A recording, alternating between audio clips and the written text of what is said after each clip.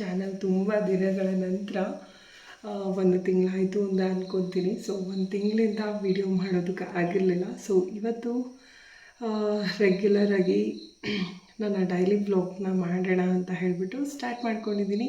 ಎಲ್ಲರೂ ಹೇಗಿದ್ದೀರಾ? ತುಂಬ ದಿನ ಆಗಿತ್ತು. ಸೊ ಎಲ್ಲರೂ ಚೆನ್ನಾಗಿದ್ದೀರಾ ಅಂತ ಭಾವಿಸ್ತೀನಿ. ಹಾಗೆ ನಾನು ಕೂಡ ತುಂಬಾ ಚೆನ್ನಾಗಿದ್ದೀನಿ. ಬನ್ನಿ ಇವತ್ತಿನ ಒಂದು ವ್ಲಾಗ್ ಹೇಗಿರುತ್ತೆ ನೋಡೋಣ. ಇವತ್ತು ಒಂದು ಗುರುವಾರ ಆಗಿದೆ.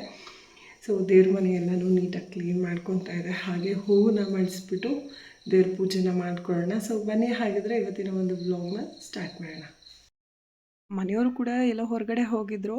ಸೊ ಒಂದು ಒಳ್ಳೆ ಕೆಲಸಕ್ಕೇ ಅದಕ್ಕೋಸ್ಕರ ಮನೇಲಿ ನಾನು ಒಬ್ಬಳೇ ಇದ್ದಿದ್ದರಿಂದ ಬೇಗ ಕೆಲಸನೂ ಆಯಿತು. ಇವಾಗೆಲ್ಲ ಹೆಂಗೆ ಮಾಡ್ತೀನಿ ಅಂದರೆ ಹಿಂದಿನ ದಿನವೇ ಮನೆ ಒರೆಸ್ಕೊಳ್ಳೋದ್ರಿಂದ ವಾರದ ದಿನ ಸ್ವಲ್ಪ ನನಗೆ ಅದೊಂದು ಟೈಮ್ ಮಿಗ್ತಾ ಇದೆ. ಆದರೂ ಕೂಡ ಹಸುಗಳಿರೋದ್ರಿಂದ ಅದನ್ನೆಲ್ಲ ಕೆಲಸ ಮುಗಿಸ್ಕೊಂಡು ಗಂಡಸರುಗಳು ಏನೇ ಕ್ಲೀನ್ ಮಾಡಿದ್ರು ನೀಟಾಗಿ ನಮ್ಮ ಹಾಗೆ ಕ್ಲೀನ್ ಮಾಡೋದಕ್ಕಾಗಲ್ಲ ಅವ್ರ ಕೈಲೇ.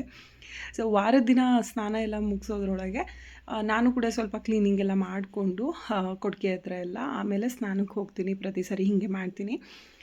ಕೆಲವೊಂದು ಟೈಮಲ್ಲಿ 11:30 ಮೇಲೆ ಏನಾದರೂ ಲೇಟ್ ಆಯಿತು ಅಂತ ಅಂದರೆ ನಾನು ದೀಪ ಹಚ್ಚೋದು. ಸೊ ಒಳಗಡೆ ಮಾತ್ರ ದೀಪ ಹಚ್ಚುತ್ತೀನಿ, ಹೊರಗಡೆ ಸಾಯಂಕಾಲ ಹಚ್ಕೊಳ್ಳೋಣ ಅಂತ ಹೇಳಿಬಿಟ್ಟು. ಸೊ ಒಂದು ಒಳ್ಳೆ ಕೆಲಸಕ್ಕೆ ಅಂತ ಹೋಗಿದ್ದಾರೆ. ಅದು 2-3 ಡೇಸಿಂದ ಹೋಗಬೇಕು ಅಂತ ಹೇಳಿ ಸೊ ಅವ್ರು ಇರ್ತಿರ್ಲಿಲ್ಲ, ವಾಪಸ್ ಬರ್ತಾಯಿದ್ರು. ಸೊ ಇವತ್ತಂತೂ ಫಿಕ್ಸ್ ಆಗಿ ಹೋಗಿದ್ದಾರೆ. ಏನಾದರೂ ಒಂದು ತೊಗೊಂಡೇ ಬರೋಣ ಅಂತ ಹೇಳಿಬಿಟ್ಟು. ಏನು ಅಂತ ಹೇಳಿ ನಿಮಗೂ ಶೇರ್ ಮಾಡ್ತೀನಿ ಅದನ್ನು. ನಾವು ಅಂದರೆ ಯಾವಾಗಲೂ ಅಷ್ಟೇ ಒಂದು ಕೆಲಸನ ಮಾಡ್ತೀವಿ ಅಥವಾ ಏನಾದರೂ ಶುರು ಮಾಡ್ತೀವಿ ಅಂತ ಅಂದರೆ ಚಿಕ್ಕದ್ರಿಂದನೇ ದೊಡ್ಡದು ಮಾಡ್ಕೊಂಡು ಹೋಗಬೇಕಾಗತ್ತೆ. ಯಾಕಂದರೆ ನಮಗೂ ಸ್ವಲ್ಪ ಎಕ್ಸ್ಪೀರಿಯೆನ್ಸ್ ಆಗಬೇಕಲ್ವ. ಕೆಲವೊಂದು ಎಕ್ಸ್ಪೀರಿಯೆನ್ಸ್ ಮಾಡಿಕೊಂಡೇ ಕೆಲವೊಂದು ಕೆಲಸಗಳಲ್ಲಿ ಮುಂದಕ್ಕೆ ಹೋಗಬೇಕಾಗತ್ತೆ.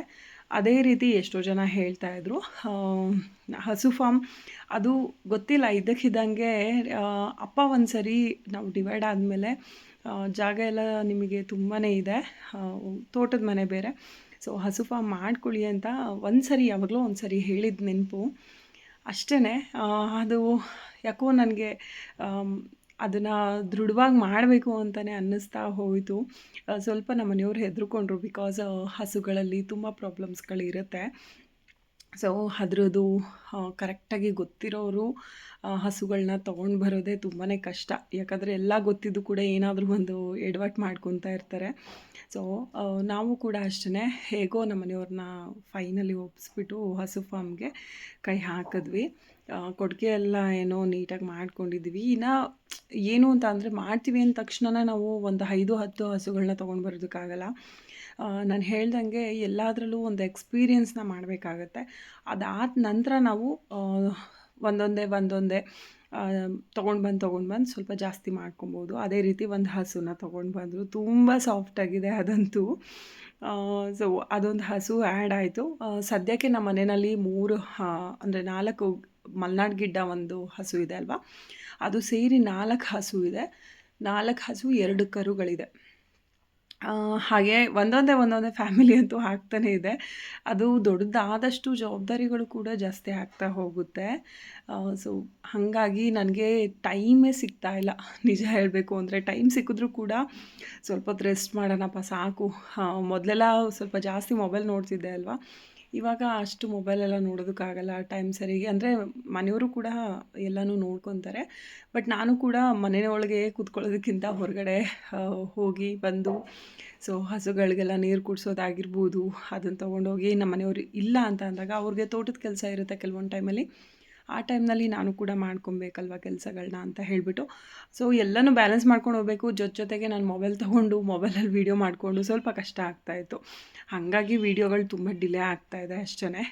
ನೋಡುವ ಅಟ್ಲೀಸ್ಟ್ ಮಿನಿ ಬ್ಲಾಗ್ ಆದರೂ ಹಾಕೋಣ ಅಂತ. ನಮ್ಮ ಮನೆ ಹತ್ರ ರೆಗ್ಯುಲರಾಗಿ ಒಬ್ಬರು ಆಂಟಿ ಬರ್ತಾರೆ. ಸೊ ಅವರು ದಂಟು ಕೊಟ್ಟಿದ್ದರು, ಬೆಳಗ್ಗೆನೂ ತಂದು ಕೊಟ್ಟಿದ್ರು. ಅವ್ರ ಕೈಲೇ ಸ್ವಲ್ಪ ಸೋಸ್ಕೊಂಡಿದ್ದೆ ಸೊಪ್ಪೆಲ್ಲನೂ. ಅದಕ್ಕೆ ರೊಟ್ಟಿ ಇದ್ದರೆ ತುಂಬ ಚೆನ್ನಾಗಿರುತ್ತೆ. ನಮ್ಮ ಅತ್ತೆ ಇದ್ದಾಗ ತುಂಬಾ ಬೆಳೀತಾಯಿದ್ರು ಅವರು ದಂಟಿನ ಸೊಪ್ಪನ್ನ. ಬಟ್ ನನಗೆ ಅಷ್ಟೊಂದು ಇಷ್ಟ ಆಗಲ್ಲ ಅಂತ ಹೇಳಿ ನಾನು ಹಾಕೊಳ್ಳೋದಕ್ಕೆ ಹೋಗಲ್ಲ. ಯಾರಾದರೂ ಈ ರೀತಿ ಹಾಕಿದಾಗ ಅವರೇ ಕೊಡ್ತಾರೆ. ಸೊ ಹಾಗಾಗಿ ಇರೋದು 3 ಜನಕ್ಕೆ ಎಷ್ಟು ಅಂತ ಸೊಪ್ಪು ತಿನ್ನೋದಕ್ಕಾಗತ್ತೆ. ಹಾಕಿದ್ರೆ ಸ್ವಲ್ಪ ಹಾಕೋದಕ್ಕಾಗಲ್ಲ. ಒಂದು ಸ್ವಲ್ಪ ಅಂತ ಹೋದ್ರೂ ಅದು ಜಾಸ್ತಿ ಆಗೇ ಬಿಡುತ್ತೆ. ಹಂಗಾಗಿ ನಾನು ಹಾಕೊಳ್ಳೋದಕ್ಕೇನು ಹೋಗೋದಿಲ್ಲ. ಆಂಟಿ ಅವರು ತಂದು ಕೊಟ್ಟಿದ್ದರು. ಸೊ ಅದಕ್ಕೆ ರೊಟ್ಟಿ ಇದ್ದರೆ ಚೆನ್ನಾಗಿರುತ್ತೆ ಅಂತ ನಮ್ಮ ಮನೆಯವ್ರು ಹೇಳ್ತಾಯಿದ್ರು. ಯಾಕಂದರೆ ಮೊದಲೆಲ್ಲ ನಾವು ದಂಟು ಬೇಳೆ ಹಾಕಿ ಮಶಪ್ ಥರ ಮಾಡಿದ್ರೂ ಕೂಡ ಅದಕ್ಕೆ ರೊಟ್ಟಿ ಅಂತೂ ಕಾಯಮಾಗಿ ಇರ್ತಿತ್ತು. ಸೊ ಅದಕ್ಕೋಸ್ಕರ ಇವಾಗ ನೈಟು ರೊಟ್ಟಿ ಹಾಕೊಂಬಿಡೋಣ ಅಂತ ಮಧ್ಯಾಹ್ನ ಮುದ್ದೆ ಅನ್ನ ಮಾಡಿದ್ದೆ. ಮುದ್ದೆ ಅನ್ನ ಊಟ ಮಾಡ್ಕೊಂಡ್ವಿ. ಕರೆಕ್ಟಾಗಿ ನಮ್ಮ ಮನೆಯವರು ಆಲೇ 2:15 2:45 ಟೈಮ್ನಲ್ಲಿ ಬಂದಿದ್ದರು ಹಸು ತೊಗೊಂಡು. ಇನ್ನು ಹಸು ಅಂತೂ ಎಷ್ಟು ಗಬ್ಬಾಗಿ ನೋಡ್ಕೊಂಡಿರ್ತಾರೆ ಕೆಲವೊಬ್ಬರು ಅಂದರೆ. ಸೊ ಅದು ಒಂದು ನಮ್ಮ ಮನೆಯಲ್ಲಿ ಒಬ್ಬದು ಮೆಂಬರ್ ಅನ್ನೋ ಥರನೇ ನೋಡ್ಕೊಳ್ಳೋದಿಲ್ಲ, ಹೆಂಗೆ ಬೇಕು ಹಂಗೆ ನೋಡ್ಕೊಂಡಿರ್ತಾರೆ. ಈಗ ತಂದಿದ್ದ ಹಸು ಅಂತೂ ಹತ್ತಿರದಿಂದ ನಾನು ತೋರಿಸ್ಲಿಲ್ಲ, ಎಷ್ಟು ಗಲೀಜಾಗಿ ಇಟ್ಕೊಂಡಿದ್ರು ಅಂದರೆ. ಏನು ಒಂದು ಬಕೆಟ್ ನೀರಾದರೆ ಸಾಕು, ಡೈಲಿ ಒಂದು ಸ್ವಲ್ಪನಾದ್ರೂ ತೊಳ್ಕೊತಾ ಇರಬೇಕು. ನಾವಂತೂ ಡೈಲಿ ತೊಳಿತಾನೆ ಇರ್ತೀವಿ. ಕೆಲವೊಬ್ರು ಹೇಳ್ತಾರೆ ಹಸು ಮೈತ್ ಯಾವಾಗಲೂ ತೊಳಿತಾ ಇರಬಾರ್ದು ಹಾಗೆ ಹೀಗೆ ಅಂತ. ಅಟ್ಲೀಸ್ಟ್ ಹಿಂದೆ ಕಾಲುಗಳಿರುತ್ತೆ ಅಲ್ವಾ, ಆ ಭಾಗದಲ್ಲಾದರೂ ಯಾವಾಗಲೂ ತೊಳಿತಾ ಇರಬೇಕು. ನೀಟಾಗಿ ಇಟ್ಕೊಂಡ್ರೆ ನಮ್ಮ ಮನೆ ಹತ್ರನೂ ಕೂಡ ಅಷ್ಟೇ ನೀಟಾಗಿರುತ್ತೆ. ಸೊ ಇವತ್ತಿನ ಒಂದು ವ್ಲಾಗ್ ಇದಾಗಿತ್ತು. ತುಂಬ ಸಿಂಪಲ್ಲಾಗಿದೆ ವ್ಲಾಗು. ನೆಕ್ಸ್ಟು ಖಂಡಿತವಾಗ್ಲೂ ಒಂದು ದಿನದ ಪೂರ್ತಿ ವ್ಲಾಗನ್ನು ಮಾಡಿ ಹಾಕ್ತೀನಿ ಅಂದ್ಕೊಂಡಿದ್ದೀನಿ. ಖಂಡಿತ ಮಾಡಿ ಹಾಕೋಣ ಇನ್ನು ಮುಂದೆ ಅಂತ ಹೇಳಿಬಿಟ್ಟು. ಸೊ ಓಕೆ, ಇವಾಗ ನಾನು ಕೂಡ ಊಟ ಎಲ್ಲ ಮುಗಿಸಿ ಇವತ್ತಿನ ಒಂದು ವ್ಲಾಗ್ನ ಇಲ್ಲಿಗೆ ಎಂಡ್ ಮಾಡ್ತೀನಿ. ಬಾಯ್.